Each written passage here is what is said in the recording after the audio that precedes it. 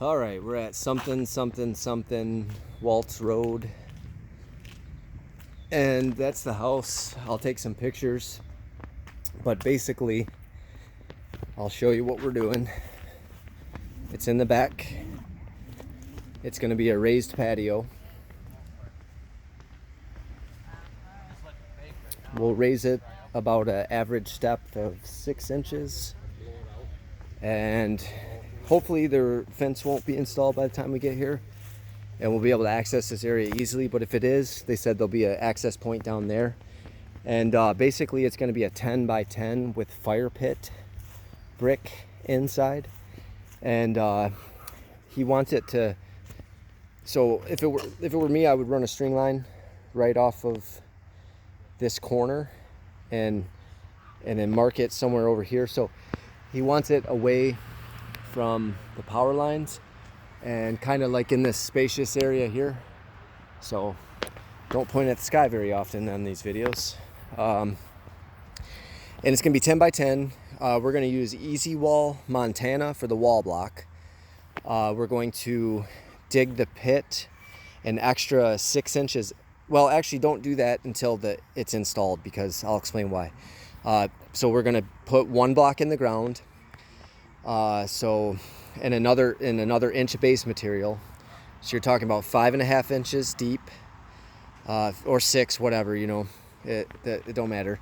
And you're gonna put one block in the ground, then you're gonna stack another block up, obviously staggered. Do the perfect turn with the corners to make it easier for the coping, and then you're gonna put the coping on top, and you're gonna have it's gonna be raised 6 inches, and then you won't have to dig any on the inside. Then you're gonna bring your crushed limestone.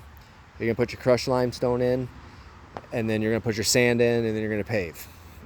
It's gonna be Holland stone, it's gonna be herringbone, and it's gonna have a darker brown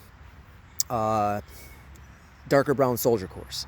So they were looking at a Unilock book, but they said go ahead and use your tastes to pick the brick. So my suggestion is going to be use a light brown brick that matches the Montana, and a dark brown brick. It doesn't necessarily have to be Holland stone. And so what I'm thinking is maybe go to ROP to do this, because they have more options with their Fent product. It is a bit more expensive, but it'll work out better, I think, in the end. So in the end, it's going to be a 10 by 10 raised patio, and that's it. So it's pretty simple for such a long video.